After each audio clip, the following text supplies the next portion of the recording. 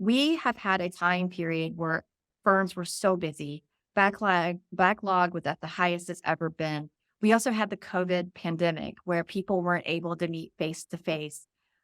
So you've got busyness and you don't have that one-on-one time.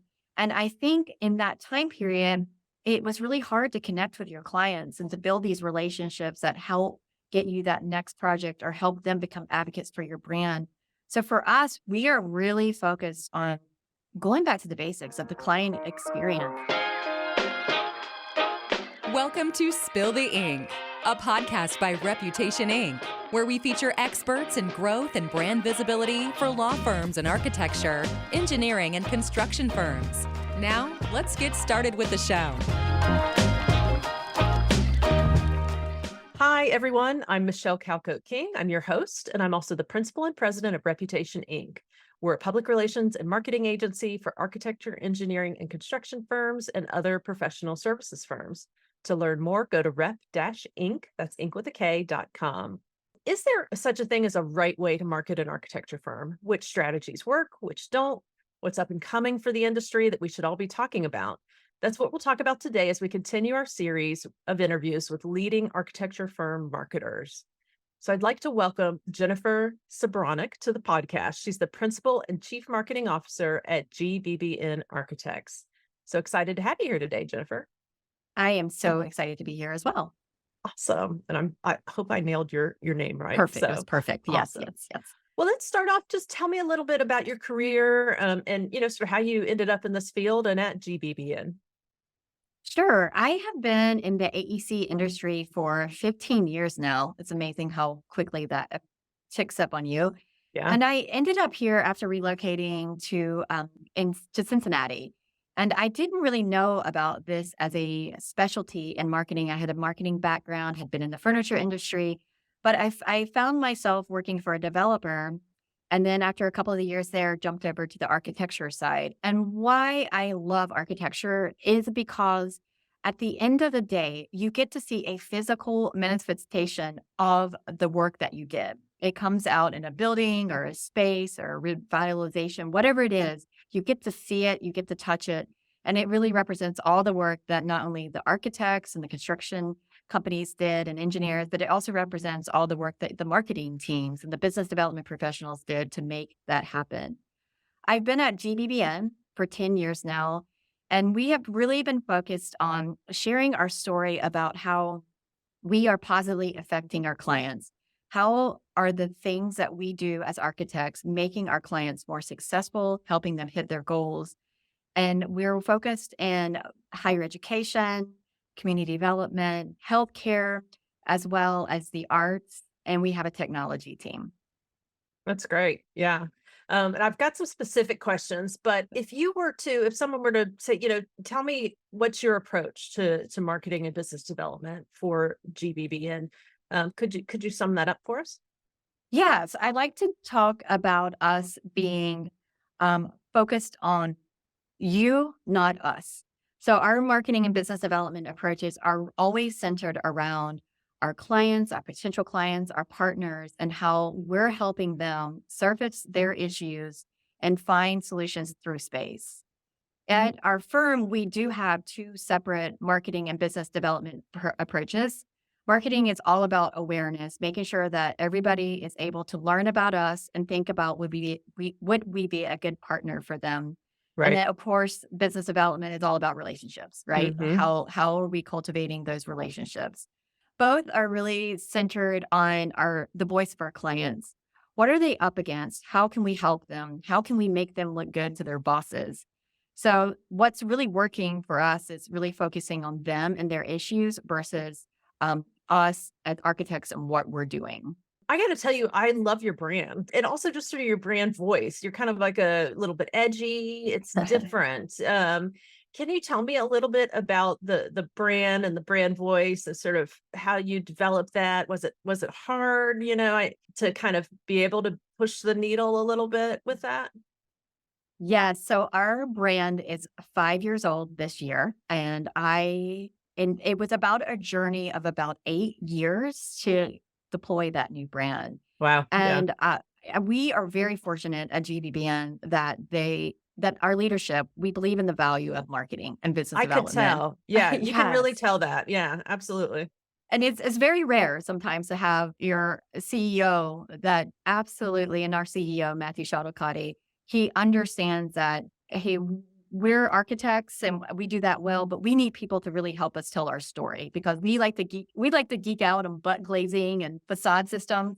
And our clients probably don't want to geek out about that. So we said, how can our brand really reflect who we are and what we do for our clients?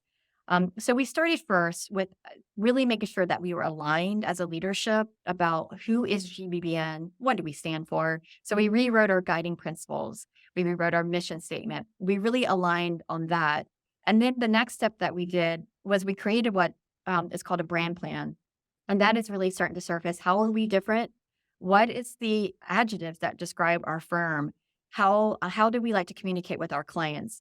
We went through that activity and then we turned it over to an external agency to help us really bring those words to life. And that didn't only mean just the visual, the logo, the brand look, but also what are the words that we're using so that we're Yeah. making sure at the end of the day, we're connecting with the clients and what they care about.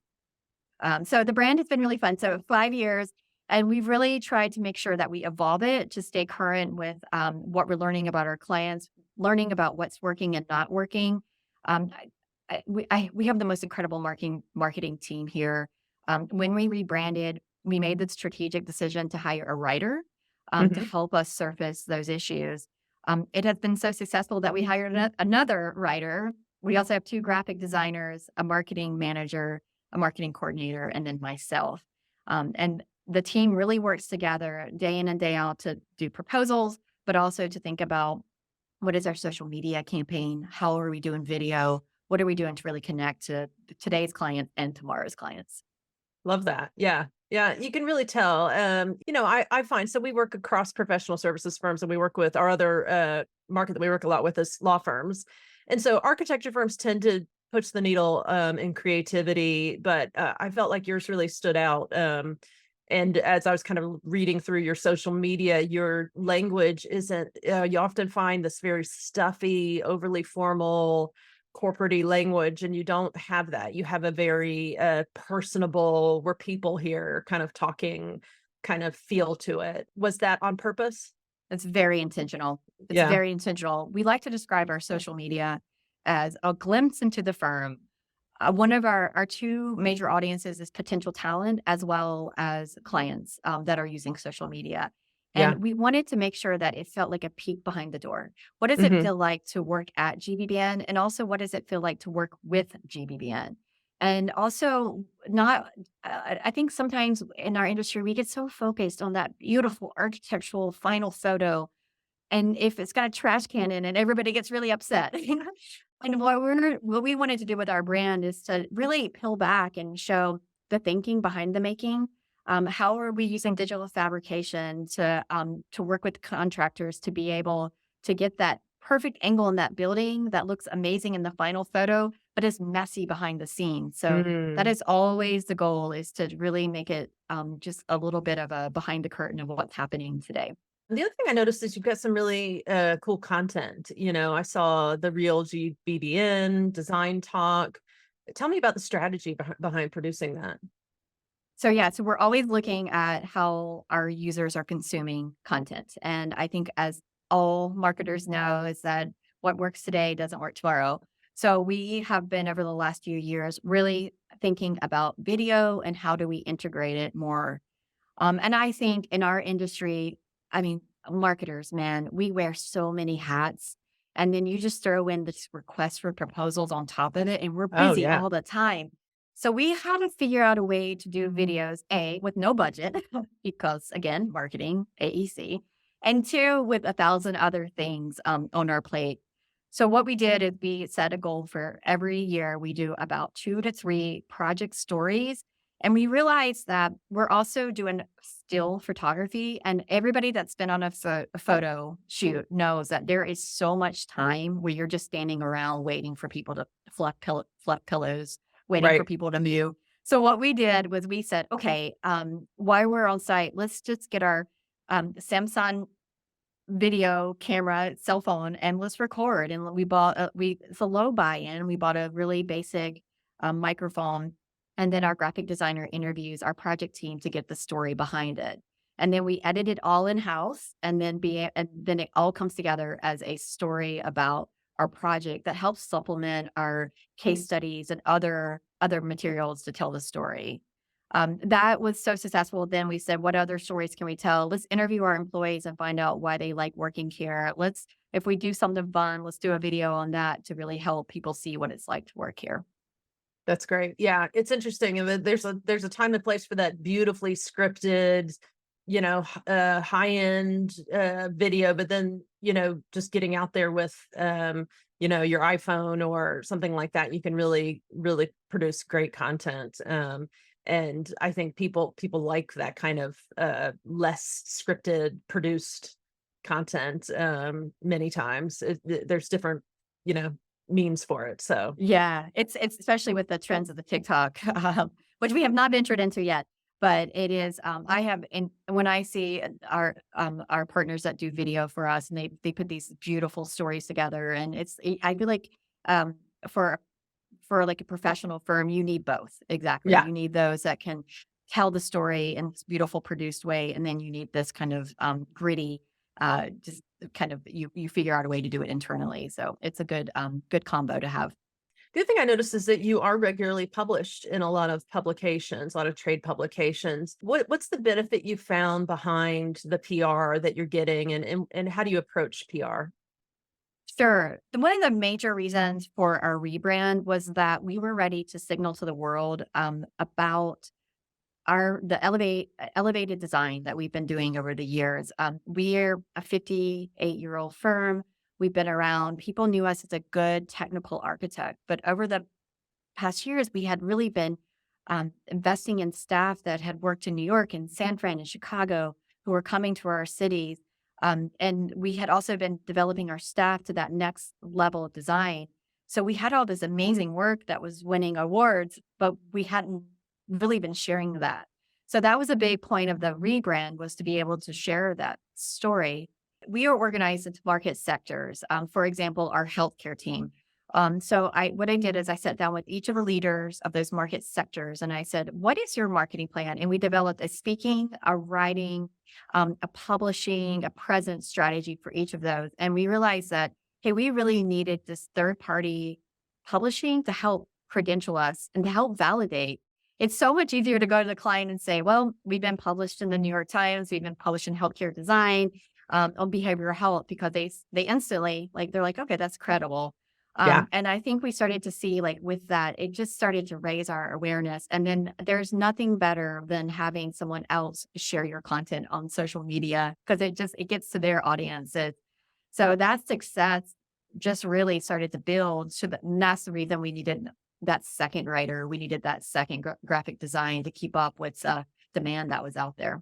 Love that. Yeah. And that's exactly it. It's the credentialing, the validation, that third party sharing your story. And yeah, like you said, on social media, it just sort of amplifies it, because those outlets know what they're doing, and are building audiences that you want to be in front of. So let's talk trends. So we talked about, what are you guys doing, but where do you see things headed? What are you kind of keeping an eye on right now in terms of, what's the next thing for you guys in terms of marketing your firm? Sure. I mean, we're absolutely keeping an eye on technology and what's happening with websites. We have an office in China. We use WeChat a lot to communicate. So we're trying to make sure we know that nothing stays the same. And once you have success somewhere, then it's time to pivot. Yeah. So that's definitely. But I have to say, in our industry, one of the most important things that I think that we have to focus on is the client experience. So lo-fi, but I think what happened in our industry is we have had a time period where firms were so busy, backlog was at the highest it's ever been. We also had the COVID pandemic where people weren't able to meet face to face. So you've got busyness and you don't have that one-on-one time. And I think in that time period, it was really hard to connect with your clients and to build these relationships that help get you that next project or help them become advocates for your brand. So for us, we are really focused on going back to the basics of the client experience and making sure that we're reminding ourselves what it was like to connect with each other before we all went remote. We're making sure that we're really thinking about how do we make a special experience so we can help our clients differentiate between us and another architecture firm. Oftentimes, architecture firms, we all speak the same language. We've had interviews where clients have been like, "You all say the same words, but how are you different?" And Right. I think how you're different is how you show and Yeah. how you work with somebody, how you build that relationship. I don't and the one-sided relationship, I mean, we all have vendors that call us and ask us for things, and we don't like that because they're asking us to do something for them. But those people that you love to pick up the phone and work with are ones that are calling you to really help you, to really say, I know you're thinking about this in your business, and here's how I can help you, or here's how we can work together to accomplish your goals and make you look good to your boss. So that's really what we're going to be focused on is really making sure our project managers, people working with clients day to day, are focused on cultivating that amazing experience to help us be different in the competition. Yeah, I've seen a lot of people talking about how, obviously AI is the big topic right now, but one of the interesting points somebody made was that, the more that AI becomes prevalent, I think the more people will revert back to wanting to deal with humans and want that Yes. human touch and want that real relationship. And I can 100% understand that because you start to not trust a lot of what you see or yeah, so it's funny, we went through this whole digitization phase with the pandemic, and I think we're gonna get back to a little bit more of, okay, and you've gotta be there. You've gotta have that digital side of it, but, Yeah. that more human element is I think, gonna be the thing that a lot of firms are focused on. So, You're yeah. so right. You've gotta have both. You've gotta have both to stay relevant. You have to have Yeah. the digital to be relevant, and then you've gotta have the human touch to stay connected. Yeah, and I think people will crave it the more I tech, know. I don't know, takes over a lot of our lives, so Mhm.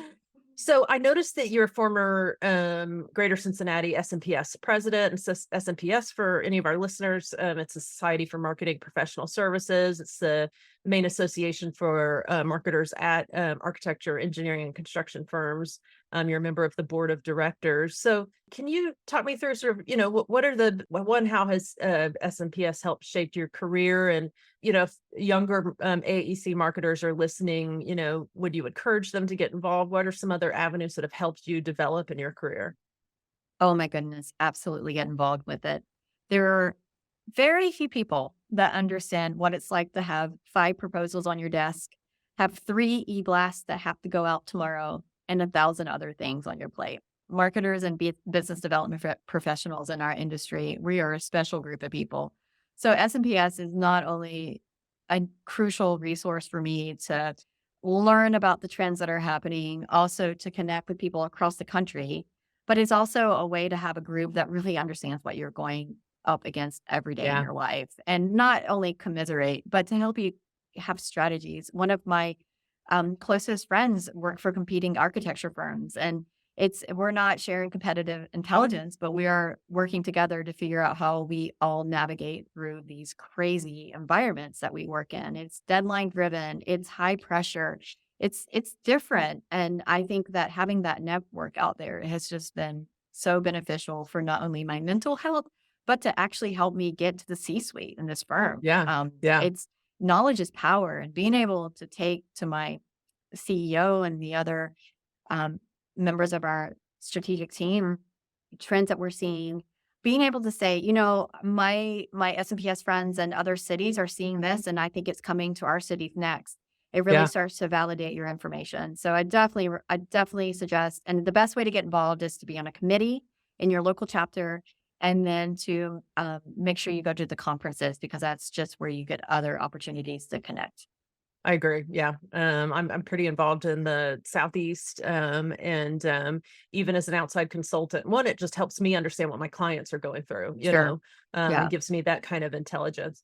And I hate to back up to tactics, but you mentioned email, and I'd love to know your approach to email. what are you putting out over email? Is it a priority? What are some of the ways that you're using email within your overall strategy? Each of our markets, part of their marketing plan is e-blast. And we made the move about 3 years ago to go away from the monthly newsletter. We were not seeing open stats, engagement stats that really showed. And then we realized, hey, if our brand is about focused on them, not us, we're just sharing information about us. And Right. that's so we pivoted from that to put our resources into thought leadership in doing e-blast. So each market then segmented their audiences into specific ones. So we have our developer, and then we have our healthcare and our higher education, because we didn't want to be noise. We don't Right. want to communicate noise to other people that aren't interested.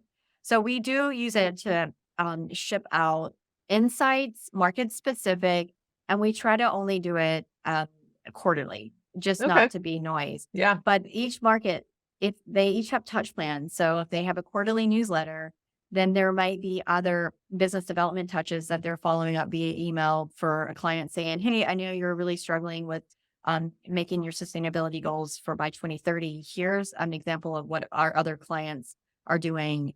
Just trying to have touches in between those to make sure we're staying on their minds and being relevant to what they're up against. I appreciate you kind of diving into those different tactics, because I'm always interested to see how people are using different tools. Some, some marketers favor some versus others, but Yeah. segmentation and making sure that you're not annoying they don't see your email in their inbox and think irrelevant, Yeah. so MailChimp makes that so easy. I mean, I know. there's others too, but it's so easy just to keep it all separate and Yeah. an update. I like to kind of end our interview with, a final lesson. So is there a lesson you would say, one of the most valuable lessons you've learned over the course of your career in architecture marketing that you think, other marketers would benefit from hearing? I think at the end of the day, everybody wants to help everybody.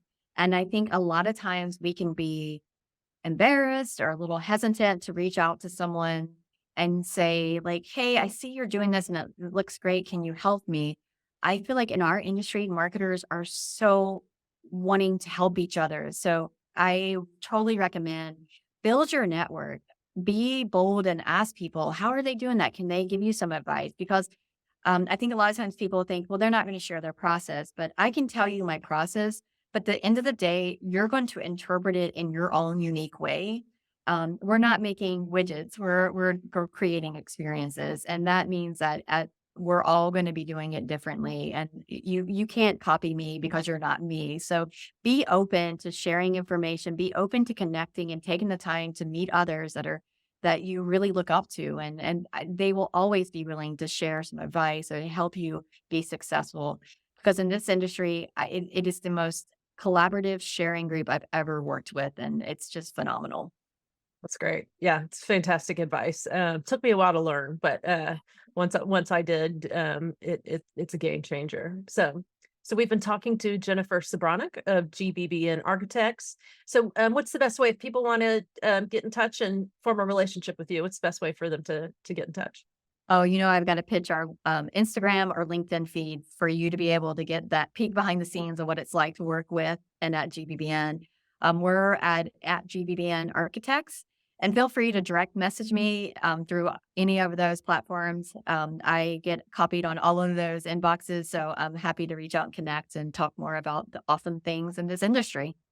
Awesome. Well, thank you so much. Thanks for listening to Spill the Ink, a podcast by Reputation Inc. We'll see you again next time, and be sure to click subscribe to get future episodes.